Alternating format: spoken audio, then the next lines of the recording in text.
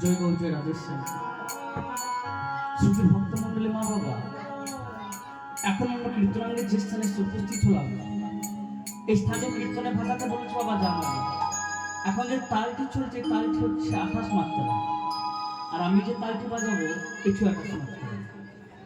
সর্বপ্রথমে বলি, এই যে আমাদের কাঁধে যন্ত্র দেখছেন, এই যন্ত্রটা সবাই চেনেন?